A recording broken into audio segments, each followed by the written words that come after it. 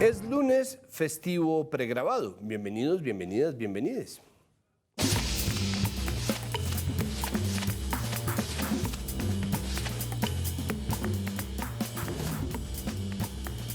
Y vamos a darle a este lunes Emiliani pregrabado algo de vuelo, tratando sobre temas que no serán el tema de esta semana por muy distintas razones, empezando por una.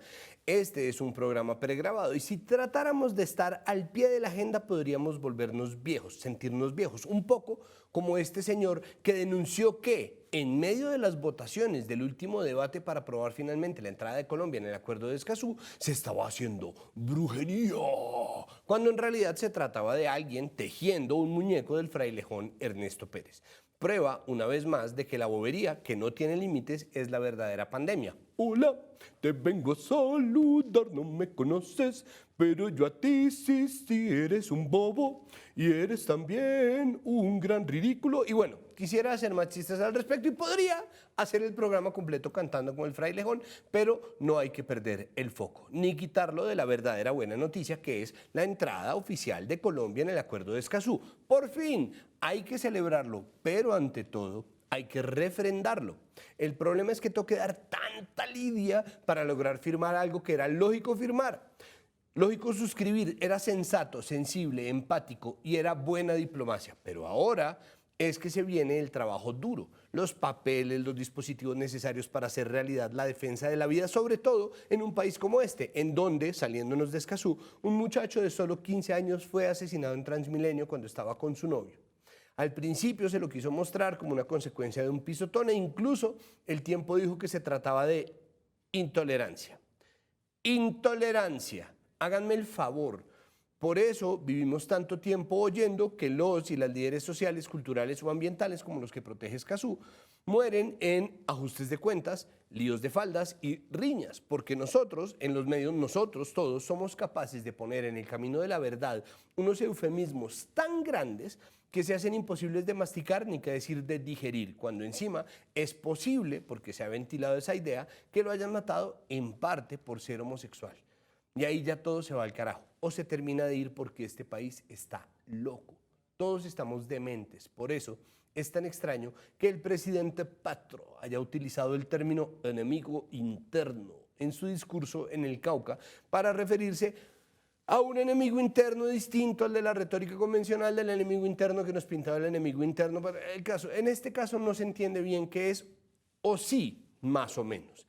Se entiende que es la eterna violencia de la contrarreforma agraria que ha bloqueado el desarrollo del campo y la redistribución muy necesaria de la tierra, que ha facilitado el despojo y que ha diseñado el mapa agrario, además del mapa institucional del país que facilita la acumulación y la concentración en la propiedad de la tierra, o bien el racismo estructural que cimenta esa misma violencia de la contrarreforma agraria.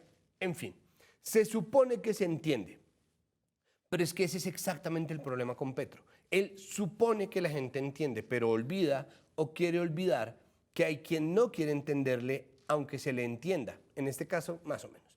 Y ese es el caso exacto de Yesid Lancheros, que salió a interpretar a Petro como si hubiera dicho que el enemigo interno era el ministro de Hacienda José Antonio Campo.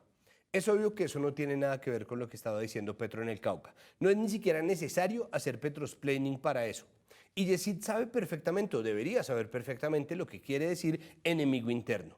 Porque esa palabra, esa frase, enemigo interno, esa expresión, ha hecho parte del discurso de la doctrina de seguridad nacional desde hace muchísimo tiempo. Haga de cuenta desde la primera Marquetalia. Entonces, claro, no me parece una buena escogencia de palabras porque más de 60 años utilizando el mismo discurso, la misma expresión, pesan mucho más que toda la nueva retórica de este gobierno para resignificar algo que nunca debió ser significado en un comienzo. Pero ya que, entonces Yesid está metiendo cizaña. Y con todo y eso, no está bien que Petro salga a decirle nada por Twitter. Que se lo diga yo. Es decir, Yesid está siendo un cizañero, está bien. Pero que se lo diga Petro, no. Porque de nuevo hay gente que no está entendiendo porque no quiere y quiere hacer que la gente malentienda y están en su derecho. Un poco. No es lo ideal. No me gusta, pero nada tiene que hacer un presidente de un país respondiéndole a los periodistas que lo critican por Twitter. Además, lo único que debe hacer este gobierno para evitar la malinterpretación es ser claro, absolutamente claro, para que no haya ambigüedades en el discurso, pero la ambigüedad le encanta a Petro. Ni siquiera si son licencias poéticas, que esas se las podrían dejar en el pacto a Roy, que las hace mejor, porque esas licencias poéticas dan pie a estas discusiones innecesarias, cizañas y señalamientos. Eso es autosabotaje, por lo que podríamos entonces pensar que el verdadero enemigo interno a veces es el propio Gustavo Francisco Petro Urrego, abusando de su cuenta de Twitter para nombrar gente, librar peleas, hacer anuncios, publicar fotos, darle like a los Petrosplainers y todo lo demás que hace porque ¡qué tuiteadera tan brava la del presidente Petro y qué nivel de autosabotaje! Si a eso le sumamos la impuntualidad, los nombramientos problemáticos, los amigotes y la falta de cohesión en el mensaje, pero vamos apenas 2 meses y mi umbral es un poco más amplio. Incluso lo fue con el gobierno pasado, que me parecía un despropósito desde agosto 7 de 2018, porque 100 días puede ser un número redondo que les encanta a las mesas de trabajo de la radio, pero no es tiempo suficiente para hacer nada. Y eso que una de las ideas que ha causado más polémica al interior del país, incluso entre sectores que no son del todo ajenos al gobierno, que es la idea de la paz total, recibió un visto bueno por parte de la ONU. Es un buen respaldo porque las conversaciones ya están empezando, pero además permite pensar en un logro temprano, si empiezan a apaciguarse algunas zonas del territorio. Y si algo, es de celebrar que en las 7 semanas que llevamos de gobierno Petro se ha evidenciado una reducción en los homicidios, como la Universidad del Externado muestra a través de su centro de análisis de datos. Eso siempre será mejor que 1000 tweets, Gustavo.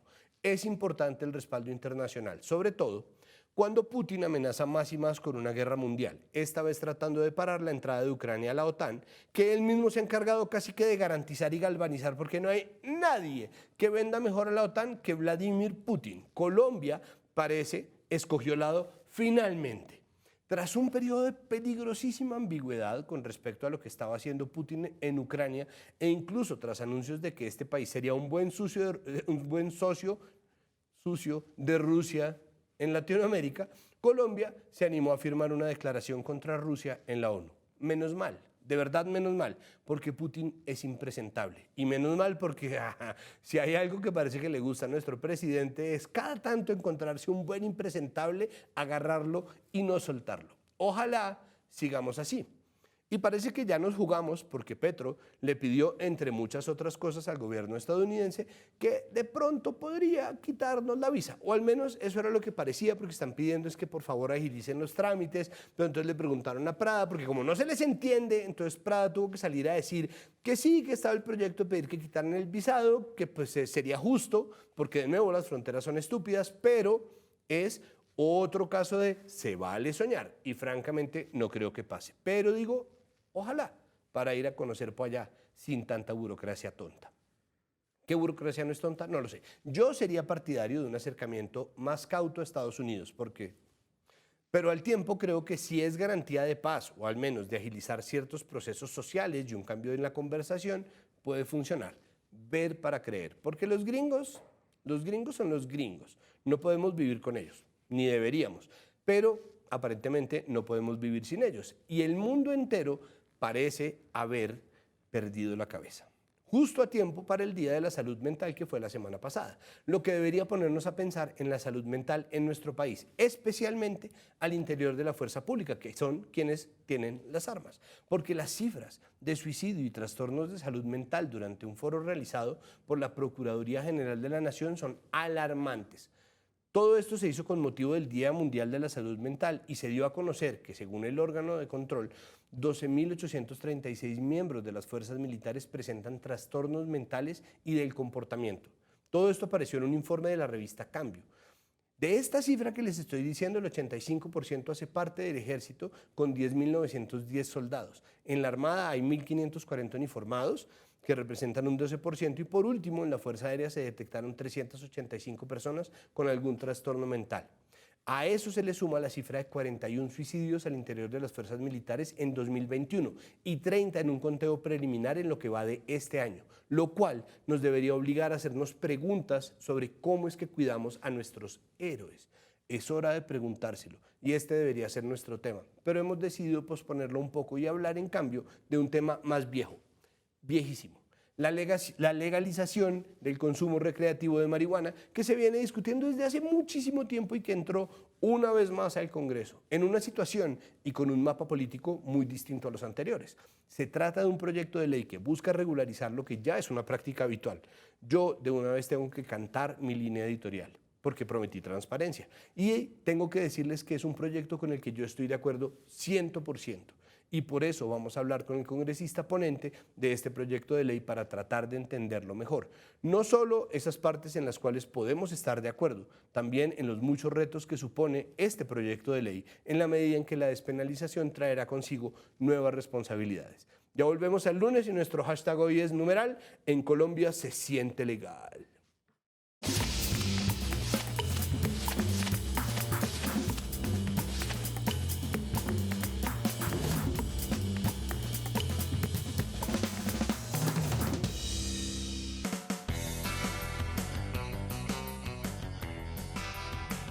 Volvemos al lunes. En redes nos encuentran como @capitalahora y nuestro hashtag es numeral en Colombia se siente legal. Por eso, y para hablar sobre este acto legislativo, nos acompaña Juan Carlos Lozada Vargas, representante de la Cámara por el Partido Liberal por Bogotá. Juan Carlos, bienvenido al lunes. Muchas gracias por aceptar esta invitación en día festivo. Santiago, muchas gracias. Yo estoy contento de estar aquí. Un gustazo. Bueno, lo primero es, explíqueme cuáles son las implicaciones de que esto sea un acto legislativo, es decir, una reforma constitucional. ¿Qué conlleva, qué diferencias tiene con un proyecto de ley común y corriente? Bueno, aquí estamos reformando la Constitución, el artículo 49 de la Constitución, y por eso este es un proyecto que tiene, digamos, unas dificultades mayores en el Congreso de la República, porque una ley normal tiene 4 debates, 2 en la Cámara, 2 en el Senado. Para reformar la Constitución y poder dar garantías de que uno no va a meter cualquier cosa en la Constitución, el procedimiento nos obliga a tener 8 debates, es decir, 4 debates en Cámara, 4 debates en Senado. Y por eso este proyecto va a tener, digamos, un tránsito complicado. Además, en los últimos 4 debates necesitamos tener mayorías calificadas. Es decir, si no sacamos un cierto número de votos, en la Cámara creo que son 95 votos, el proyecto queda inmediatamente hundido. Así saquemos 94 versus 20, el proyecto queda hundido. Se necesita un mínimo número de votos para que se apruebe. Pero yo siento que lo vamos a lograr, porque a pesar de la dificultad del trámite y a pesar de la necesidad de tener un número de votos muy alto, creo que este Congreso de la República está dando muestras de que hay una transformación, de que nos hemos vuelto, si se quiere, más liberales, más progresistas, y en ese sentido tengo la fe de que el Congreso lo apruebe. Bueno, eso era lo otro que yo le iba a preguntar con respecto al trámite, y es, hay un mapa político muy distinto ahora, ¿no? Sí. Que existe además pues, un gobierno progresista, hay mayorías gobiernistas que están como dispuestos obviamente a ambientar este tipo de reformas, eso antes no pasaba. Hábleme un poco de esa diferencia. Usted fue representante de la Cámara en el periodo legislativo pasado, lo está haciendo en este. ¿Cómo se siente ese ambiente? ¿Cómo se sabe que hay ambiente para poder pasar una reforma de esta naturaleza? Bueno, pues esa respuesta es muy simple, es numérica, puramente numérica. Yo les pongo el siguiente ejemplo. La primera vez que radicamos este proyecto en el año 2019, perdimos en la comisión, que es el primer debate, siempre se da en una comisión. Perdimos por 3 votos.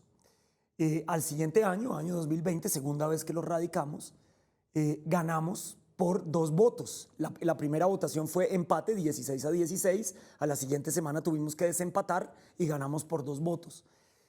Sin embargo, fuimos a la plenaria y perdimos 50-105. Es decir, nos dieron una pela, una trilla, así de simple. Lo volvimos a radicar en el año 2021. Esta vez ganamos en comisión por 8 votos, donde hacía apenas 2 años habíamos perdido por 2. Y llegamos a la plenaria, ahí digamos que como ya era época electoral, la votación fue un poco extraña, perdimos por más votos que la primera vez. Pero esta vez, año 2022, nuevo Congreso, nuevo gobierno, en el primer debate ganamos 25-6. Es decir, una pela les dimos en perdón que utilice esta expresión, pero una trilla, de alguna manera. Y en la plenaria es donde yo realmente quedé más anonadado, porque se dio la vuelta completamente con respecto a la primera votación. Sacamos 105 votos a favor contra solo 33 en contra.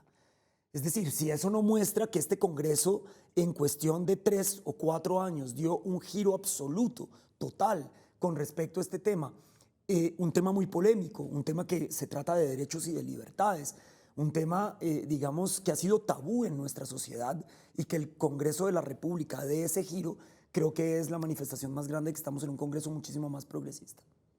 Y sin embargo hay mucha gente que repitió, es decir, hay mucha gente que estaba también en el anterior Congreso. ¿Qué cambia? ¿Será que entonces sí sirve pensar en el abstracto de que hay una conversación nacional y que cuando esa conversación nacional toma un giro distinto, en general la gente empieza a pensar las cosas desde otra perspectiva? Como que... Yo no tengo duda de eso, digamos, yo lo vi en los 4 años anteriores, la primera vez que presentamos este proyecto, todo el Centro Democrático estuvo en nuestra contra y en el último debate que tuvimos había gente del Centro Democrático que estuvo con nosotros, se voltearon Gabriel Santos, Margarita Restrepo, Eduardo Rodríguez, digamos, terminamos teniendo votos del Centro Democrático. Eso quiere decir que 2 o 3 debates, la intensidad, digamos, de la opinión pública, poniendo el foco en un tema en particular, hace que la gente empiece a mirar, digamos, los temas a través de la evidencia, a través de los argumentos y no solamente de los prejuicios o de las moralinas, si se quiere decir desde esa perspectiva. Entonces, claro que poner un tema en el centro de la conversación hace que haya perspectivas que empiecen a cambiar la visión de la gente. Pero por otra parte, también creo que hay unas coyunturas políticas que son absolutamente innegables. Que haya un gobierno que esté a favor de esto hace que muchos de mis compañeros cambien rápidamente sus formas de pensar. Bueno, antes de pasar a la reacción que se ha tenido en oposición a este acto legislativo, hábleme un poco de los alcances. ¿Cómo así que reformar el artículo 49? ¿Cuál es ese artículo? ¿En qué consiste? ¿Cuáles son los alcances de este acto que se está presentando en el Congreso? Bueno, entonces para explicar eso hay que hacer un poco de historia. En el año 2009, Álvaro Uribe Vélez, a través de un acto legislativo, una reforma a la Constitución de número 002, le incluyó al artículo 49, que es un artículo que tiene que ver con temas de salud, le incluyó la prohibición expresa del porte y el consumo de sustancias psicoactivas. Esto como una forma de tratar de hacerle contrapeso a toda la línea jurisprudencial que ha dictado la Corte Constitucional, la Corte Suprema de Justicia y el Consejo de Estado, además de la Ley 30 de 1986. ¿Por qué hago este recuento? Desde 1986 en Colombia es legal tener la dosis mínima de marihuana y de otras sustancias.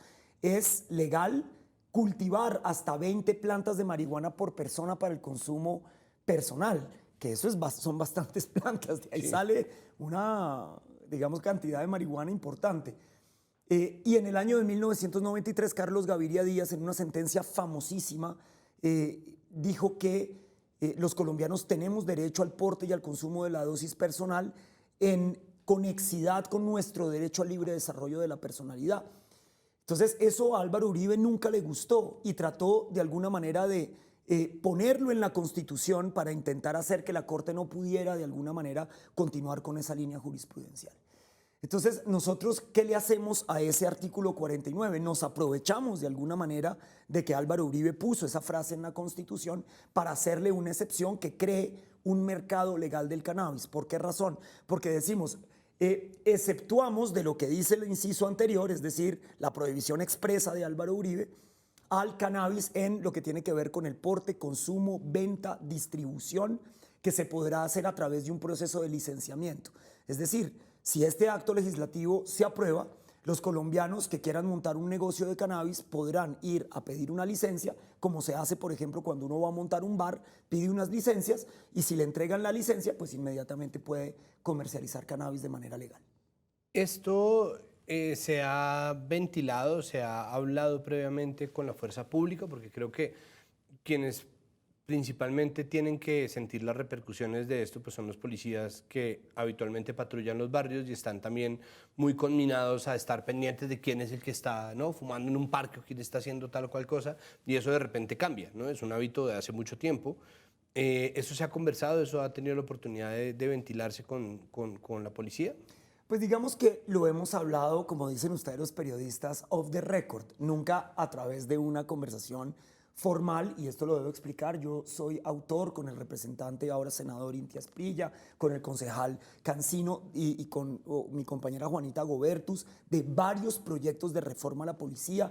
Yo fui muy crítico de la policía y de las violaciones de derechos humanos que ocurrieron en este país en el gobierno pasado a causa del estallido social y de la protesta del año 2019. Entonces mi relación, si se quiere, con la policía no es de un diálogo tan franco y tan abierto y tan... de hecho, nosotros los citamos a diferentes audiencias públicas y nunca aparecieron, esa es la realidad.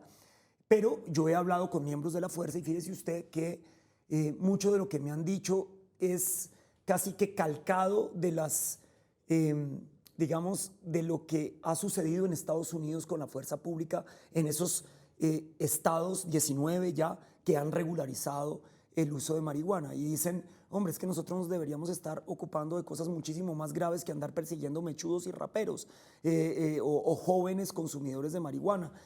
Nosotros deberíamos estar detrás de las bandas criminales y no, digamos, persiguiendo y estigmatizando jóvenes. Esa ha sido, digamos, la experiencia que yo he tenido en esta conversación. Por supuesto, supongo que no es la de la totalidad de la policía. Creo que esa es una conversación que tenemos que empezar de manera urgente. Hace un par de días nos lo sugerían en un debate y creo que es fundamental. ¿Cómo sería o existe ligado a este acto legislativo un diseño tributario? Sí, sí, el representante Carlos Ardila de mi propio partido, oriundo del Putumayo, de Orito, le metió una proposición que nosotros avalamos para garantizar que los recursos que se generen de la tributación del cannabis vaya para las regiones de Colombia. Yo creo que eso es algo fundamental, especialmente en esos municipios de nuestro país que han sido víctimas del prohibicionismo, víctimas de la guerra contra las drogas y que han tenido que vivir durante décadas en la ilegalidad, generando además una complejidad social enorme. Ejemplo, el norte del Cauca, qué sé yo, Corinto, Caloto, Condoto, estos lugares donde hay cultivos de marihuana y que debemos es formalizarlos, traerlos a la vida formal y no seguirlos manteniendo en una ilegalidad que les ha traído enormes problemas y demás. Que esos impuestos puedan ir a esos municipios es absolutamente casi que una cuestión de justicia. Esto también en parte lo pregunto porque Luis Carlos Reyes, actual director de la DIAN, salió a proponer, y eso fue, ¿no?, titulado con gran sorpresa y estupor no de estupefaciente, sino de desasosiego que le genera, que había propuesto incluir otras drogas, incluyendo la sumamente polémica cocaína, que sostiene el mercado del narcotráfico colombiano, en fin. ¿Qué con eso? Es decir, no tanto como que vaya a entrar en este momento, porque los debates ya se están dando, pero ¿qué posibilidades existen entonces de empezar a pensarnos una despenalización integral, no sé si progresiva, no sé si paulatina, cabe de alguna manera, teniendo en cuenta que además existe un impuesto que el mismo Luis Carlos Reyes dijo con cierta gracia que podría ser un impuesto saludable al mercado de la cocaína? Pues yo lo que creería es que si no somos capaces de sacar un mercado regulado del cannabis, será imposible hacerlo con otras sustancias. Y yo creo que la experiencia internacional en esta materia nos lo muestra claramente. En esos estados de Estados Unidos donde hoy digamos, están reguladas todas las sustancias, arrancaron de alguna manera por el cannabis medicinal, luego lo hicieron a través del cannabis recreativo, luego lograron otras sustancias y demás. Creo que es un tema de un proceso, especialmente para un país donde, digamos, se ha centrado la guerra contra las drogas, en especial contra esa sustancia que es la cocaína, y que por supuesto tenemos los ojos del mundo entero puestos en este país con respecto a esa nueva política de drogas que formula Gustavo Petro. Yo creo que para regular la cocaína vamos a tener que tener una conversación mucho más amplia que con respecto al cannabis, porque es una conversación de índole mundial. Esto sí sería el cambio total del enfoque de drogas, pero yo no lo veo tan lejos. Yo creo que eso va a suceder en la próxima década, si se quiere. O sea, ver a Joe Biden decir que no tiene ningún sentido que haya gente en las cárceles por posesión o consumo de cannabis, ver que hay 19 estados de los Estados Unidos donde está regulada, Canadá, Holanda, Portugal y demás, que empiezan a abrirlo. Portugal lo abrió para todas las sustancias. Es decir, esta es una conversación que ya está sobre la mesa y que Colombia debe liderar, y que yo creo que Petro en buena hora ha puesto sobre el concierto internacional como una cuestión de justicia con nuestro país, que es el que ha puesto los muertos, el que ha puesto el estigma, el que ha visto cómo el dinero ilegal del narcotráfico ha erosionado los cimientos de nuestra democracia, no solamente de nuestra democracia, sino de nuestra moralidad pública, si se quiere. Entonces yo creo que, digamos, no estamos tan lejos de eso, Pero me parece que hay pasos que dar y me parece que el primer paso es la regulación del cannabis de uso adulto. Si eso no es posible en Colombia, no será posible nada. Claro, y es que ahí volvemos al asunto sobre la conversación pública, ¿no? Tiene una gran influencia y es un muy buen timing, o hay mucha sincronía en el hecho de que Petro haya llegado poniendo de plano desde su discurso de posesión el tema de la guerra contra las drogas y Biden 2 meses después puede que no tenga, no, puede que no haya hecho como, oh, Mr. Petro, pero sí sea Biden quien diga, bueno, vamos a despenalizar y hacer un perdón federal a toda la gente que fue encarcelada por posesión y consumo de marihuana, pues es un paso verdaderamente grande porque esa conversación finalmente sí está dominada por Estados Unidos. Totalmente. Estados Unidos fueron los creadores de la guerra contra las drogas basada en una visión prohibicionista y le impusieron esa visión al resto del planeta y convirtieron, si se quiere, la guerra contra las drogas en una política internacional. Entonces, que ellos mismos la estén replanteando, que ellos mismos estén buscando, si se quiere, regulaciones en vez de prohibiciones, que hoy el Estado federal se tenga que preguntar cómo van a hacer para mover los dineros generados por el cannabis entre los distintos estados donde ya están regulados y demás, que tengan que empezar a pensar tal vez en una regulación federal. Esto, digamos, tiene a la guerra contra las drogas contra las cuerdas, a mi modo de ver. Y una vez que se regula una sustancia y que se comprueba que la regulación es un camino más efectivo en términos de la salud pública, en términos de la prevención, en términos de quién se queda con el la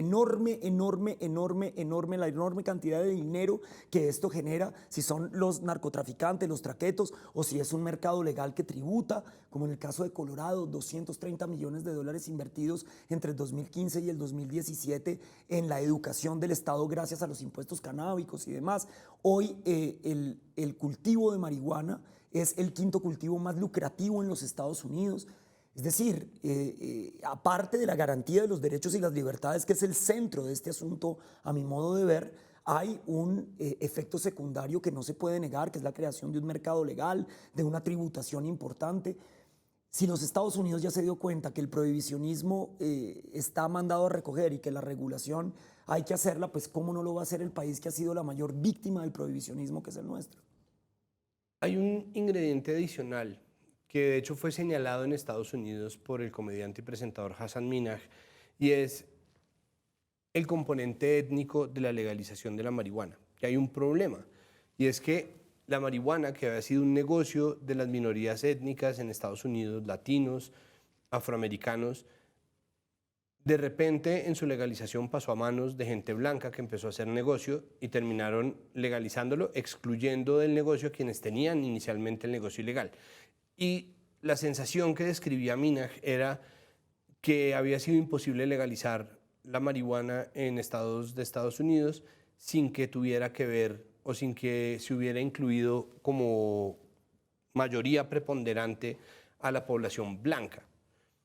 ¿Qué se puede hacer para que eso no nos pase a nosotros? O sea, ¿qué se puede hacer para que la marihuana que se cultiva en la sierra, la marihuana que nosotros conocimos gracias a la bonanza marimbera de los 70s, no pase de repente a manos de, sí, los gomelos también tenemos derecho, pero que no pase a manos de los gomelos bogotanos, chapinerunos, y que se vuelva un negocio simplemente de emprendedores del poblado y de Chapinero, que de repente entonces tuvieron la infraestructura para hacer algo que hecho pobremente seguiría siendo considerado ilegal? ¿Existe algún diseño, alguna previsión para que no tengamos ese problema o ese rebote?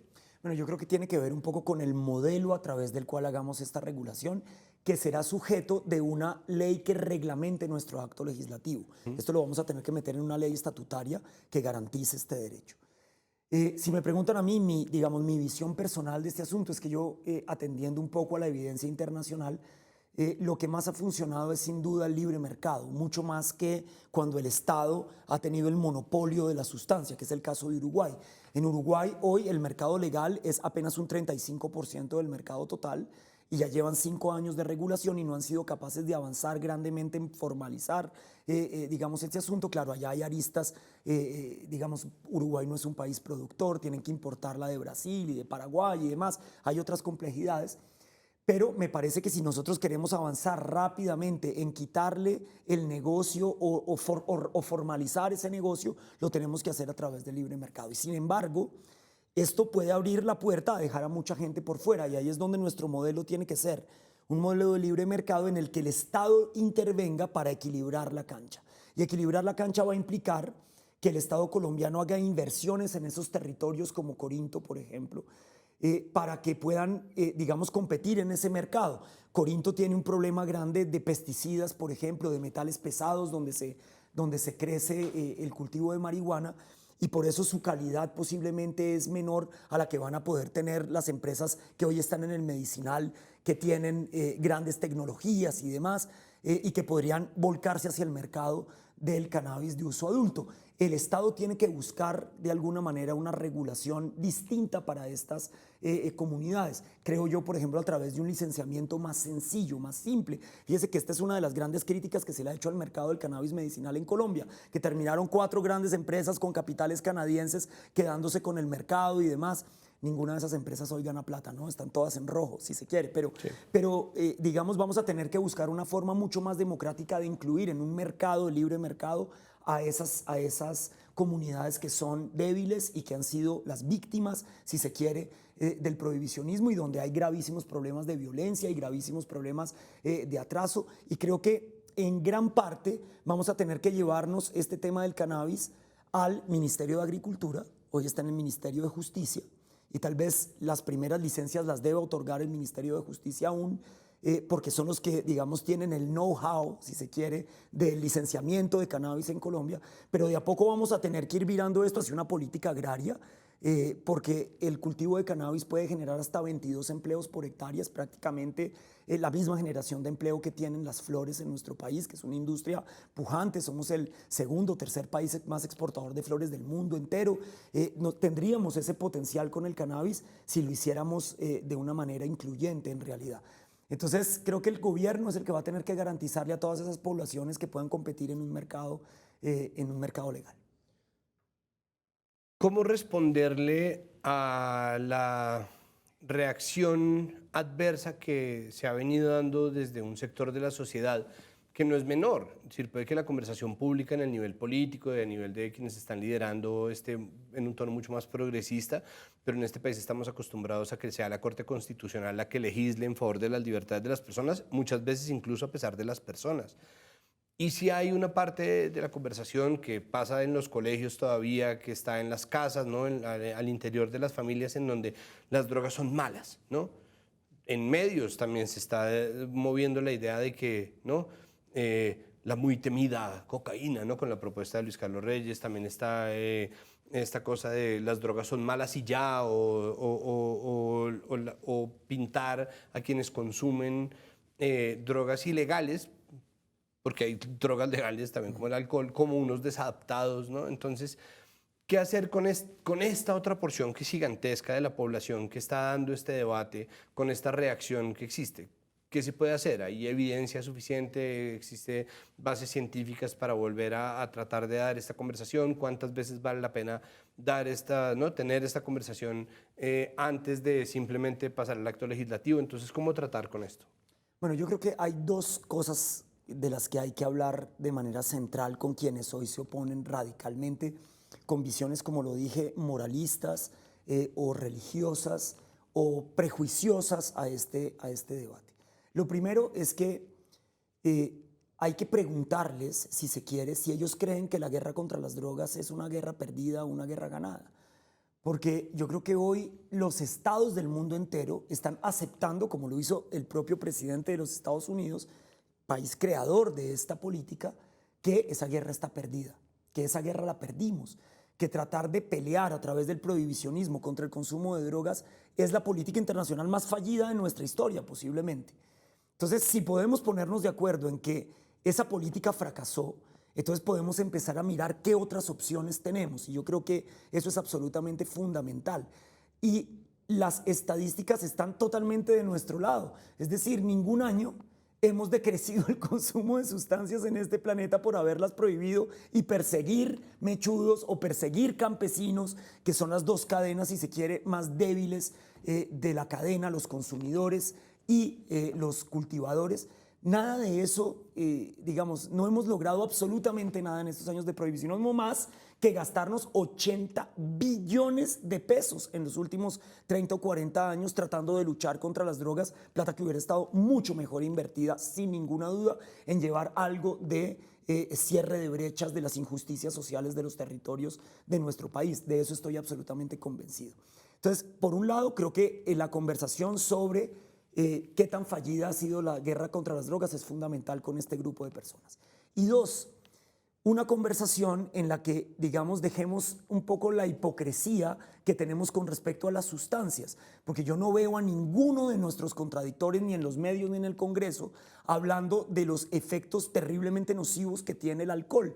Y no por ello quienes que pretendemos regular el cannabis estamos diciendo, no, más bien prohibamos todo. Tampoco los oigo a ellos hacer eso. Ninguno de ellos quiere cuestionar si, entonces, dentro de su perspectiva un poco más cerrada, lo que debería haber es mayores prohibicionismos, que eso ya, pues, creo que Al Capone en los años 20 demostró plenamente que el camino no puede ser ese.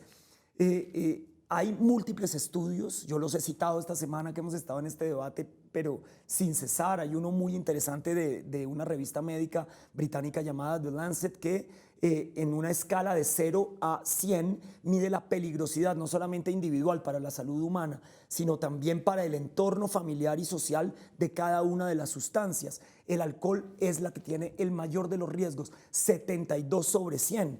Mientras el cannabis apenas marca 20 puntos en esa medición. Es decir, uno podría concluir que el alcohol es 3.5 veces más dañino para la salud humana y para el entorno social de quien lo consume que la marihuana. Entonces uno no puede, digamos, plantear la conversación sin decir, en Colombia está regulado el alcohol y está regulado el tabaco, que mata a la mitad de las personas que lo consumen. 8 millones de muertos al año en el planeta por tabaquismo. Por supuesto que la marihuana, y yo no hago apología de la marihuana tiene unos problemas de salud pública, pero ¿no será que dentro de un mercado regulado es más fácil tratar esos problemas de salud pública como hemos hecho con el tabaco? La ley antitabaco nos ha permitido a los colombianos decrecer el consumo de tabaco, así como muchas leyes regulatorias del alcohol nos han llevado a que no tengamos muertos, estrellados y demás por causa del consumo de alcohol, y hay una conciencia mayor de tener un consumo responsable de sustancias y no simplemente prohibirlas. Entonces yo creo que hay que centrarse en ese debate y tratar de mostrar esas evidencias, y yo he visto que eso funciona, porque en definitiva así nos ganamos el voto de Gabriel Santos, así nos ganamos el voto de Eduardo Rodríguez, así nos hemos ganado el voto de conservadores como Wadid Mansur, como otros conservadores. Entonces creo que se puede ir avanzando poco a poco, pero tal vez con menos apasionamiento de quienes lo ven desde la moralidad y desde la religiosidad, y más bien con más cabeza fría, mirando las estadísticas y mirando los estudios, si se quiere. Y también haciendo un poco una revisión de nosotros mismos, porque finalmente las drogas legales y la legalidad de las drogas legales también trae consigo ciertas consecuencias, ¿no? Si existe como un diálogo, todo lo que toca hacer frente al alcohol, siendo que es una sustancia socialmente aceptada, porque a veces toca es atajarlo, pero si no fuera por la legalización del alcohol, nosotros tendríamos muchas más muertes por intoxicación, por ejemplo. Pero clarísimo, está clarísimo. En un mercado regulado, digamos, llevar la información pertinente, la información correcta, de la manera correcta, además, a los grupos consumidores es mucho más fácil que en un mercado ilegal. Eso está mucho más que claro. El Estado tiene la capacidad de hacer control de daños y de riesgos de manera mucho más eficaz en un mercado regulado que en un mercado ilegal. El tabaco y el alcohol son muy buenos ejemplos de ello, y yo creo que para todas las otras sustancias ese debería ser el camino, no otro. Vamos a hacer una pausa y al regreso vamos a hacer un poco una conclusión de este tema. Seguimos hablando sobre el acto legislativo que busca reformar la Constitución para legalizar el consumo recreativo de la marihuana. Ya volvemos el lunes con el hashtag numeral En Colombia se siente legal.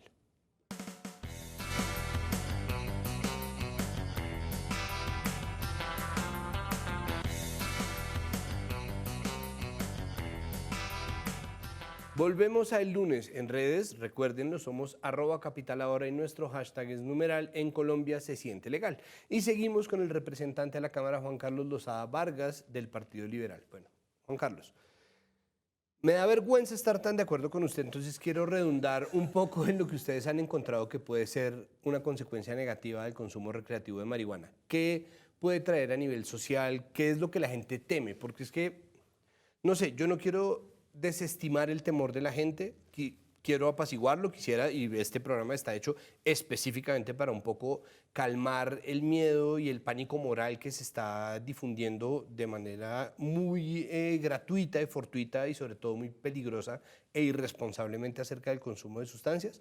Pero sí me gustaría tratar de entender qué es lo que está sintiendo esa parte de la población que teme. Entonces, ¿qué han encontrado ustedes que pueda ser un problema, que pueda ser un reto en términos de organizar un circuito legal de consumo de marihuana?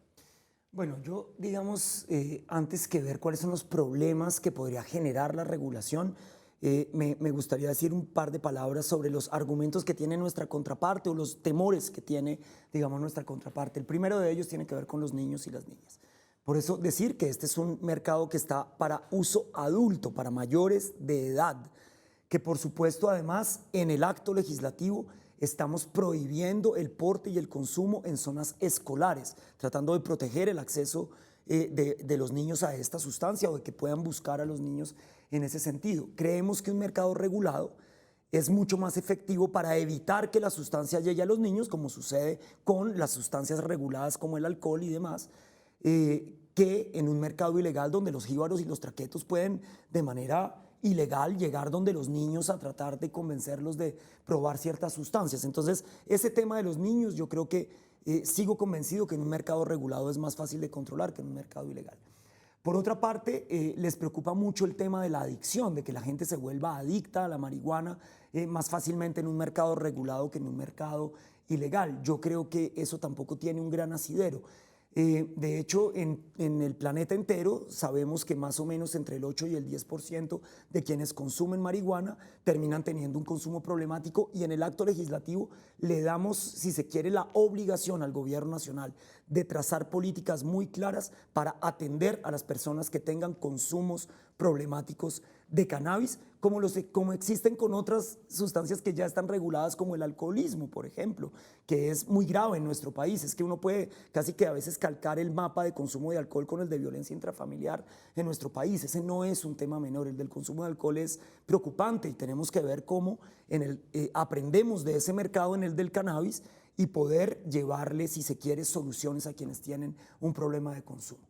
Por otra parte, ellos dicen que la marihuana es la puerta de entrada a otras sustancias y que, bueno, puede que la marihuana no sea tan mala, pero que hay otras que sí son muy malas y que la marihuana es, si se quiere, el camino directo a ellas.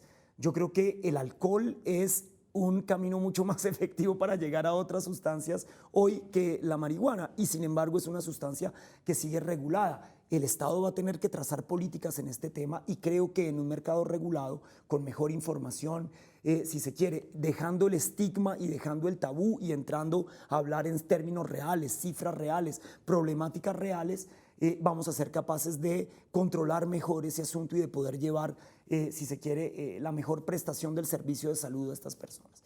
Entonces, creo que esos tres son los miedos más grandes que son absolutamente entendibles.